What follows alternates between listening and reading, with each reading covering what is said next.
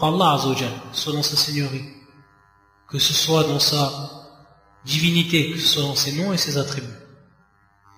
C'est pour ça qu'Allah Azza wa Jal il dit de dire à son prophète, pour que ce soit une preuve qui soit plus qu'évidente, et un verset clair et explicite, fi surat al-A'raf, le verset 188, dit, je ne détiens pour moi-même ni profit ni dommage, sauf ce qu'Allah veut.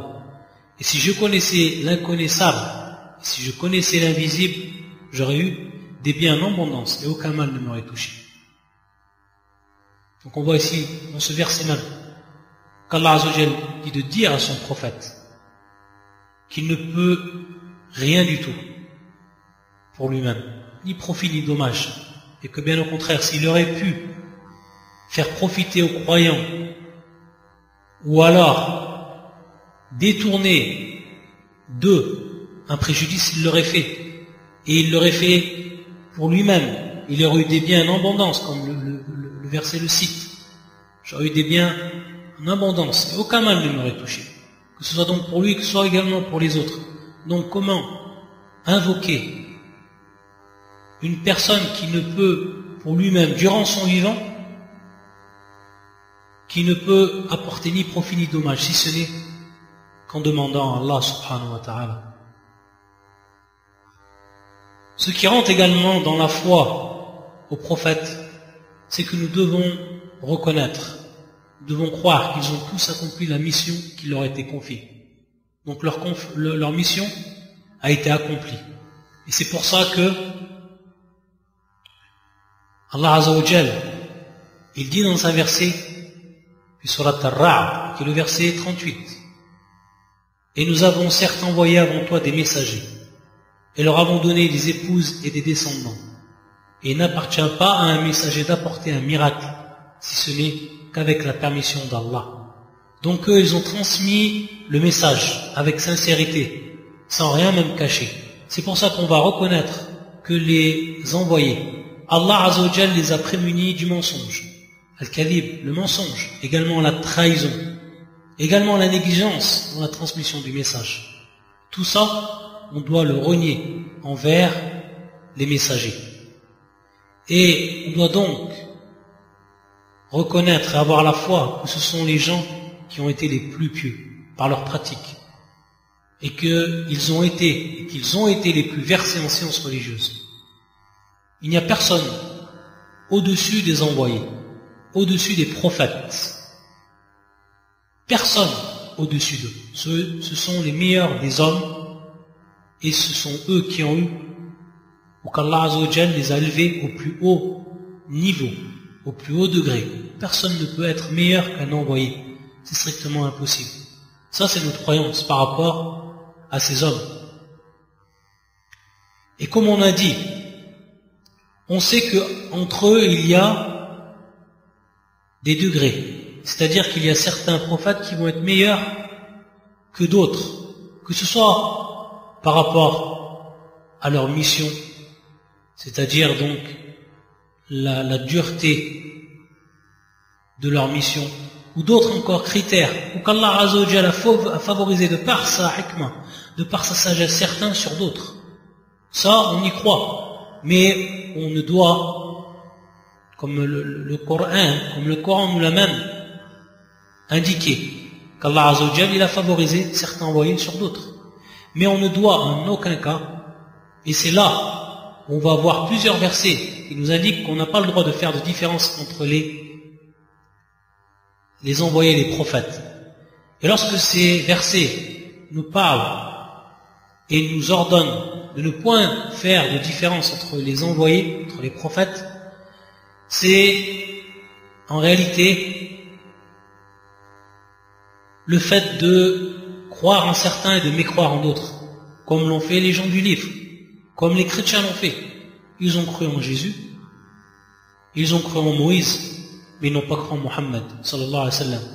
Comme l'ont fait les juifs, ils ont délaissé la croyance à Jésus. Et également, celui qui est venu après lui, le dernier des prophètes, le prophète sallallahu alayhi wa sallam, Muhammad ibn Abdillah, ils ont mécru en eux. Donc ils ont été mécréants de par cela.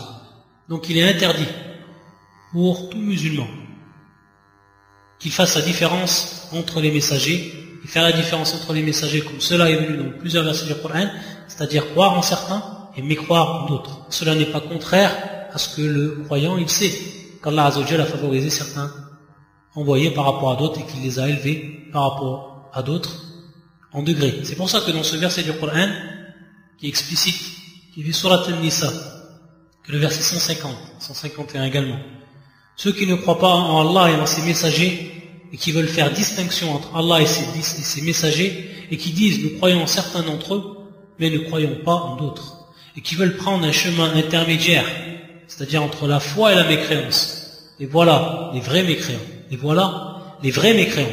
Et nous avons préparé pour les mécréants un châtiment avilissant. Et voilà les vrais mécréants. Donc ceux qui ont cru en certains des prophètes et qui ont délaissé la croyance en d'autres prophètes. Ça, c'est faire la différence entre eux, faire la distinction. Et qui veulent faire distinction entre Allah et ses messagers et qui disent nous croyons en certains d'entre eux, mais ne croyons pas en d'autres. Et comme on l'a vu, lorsque le musulman, il ne fait de différence entre les prophètes par rapport donc à la croyance, mais qu'il a la ferme conviction, comme le Coran nous l'a informé, qu'il y a des différences entre eux par rapport à leur degré. Et donc, s'il y a différence entre eux par rapport à leur degré, il y a certains qui vont être meilleurs par rapport à d'autres. Et parmi les meilleurs parmi les envoyés, les meilleurs parmi les envoyés, c'est ceux que l'on appelle les doués de détermination. Ulul Azm. Ulul Azm, qui ont une détermination, qui ont une volonté qui dépasse celle de tous les autres. C'est pour ça qu'ils ont été nommés ainsi, Ulul Azm, que l'on peut traduire par ceux qui détiennent la forte volonté, les doués de détermination. Ce sont en réalité les prophètes qui ont été les plus remarquables de tous les autres prophètes, par la façon dont ils ont reçu et transmis le message aux hommes, et par l'endurance dont ils ont fait preuve dans cette tâche. Et ces gens qui sont nommés ainsi, Ulul Azm, ou ces prophètes qui sont nommés ainsi, il s'agit de Noé, il s'agit d'Ibrahim, il s'agit de Moïse, Moussa, il s'agit de Jésus, Isa, et le dernier, Muhammad, sallallahu alayhi wa sallam, wa alayhi salam ala al-jami'. Donc on voit que 5 prophètes qui rentrent dans Ulul Azm, les doués de détermination, qui ont une détermination parfaite et remarquable. Donc Noé, Nuh, Ibrahim, Moussa, Moïse, Isa, Jésus et Muhammad. Et parmi eux, le premier, parmi donc ces 5, il y a le premier des messagers qui était envoyé aux hommes et qui fut Nuh. C'est pour ça qu'Allah Azza wa Jalla dit, comme dans ce verset du Coran, le Surat An-Nisa, qui est le verset 163, nous t'avons fait une révélation comme nous fîmes à Noé et aux prophètes après lui.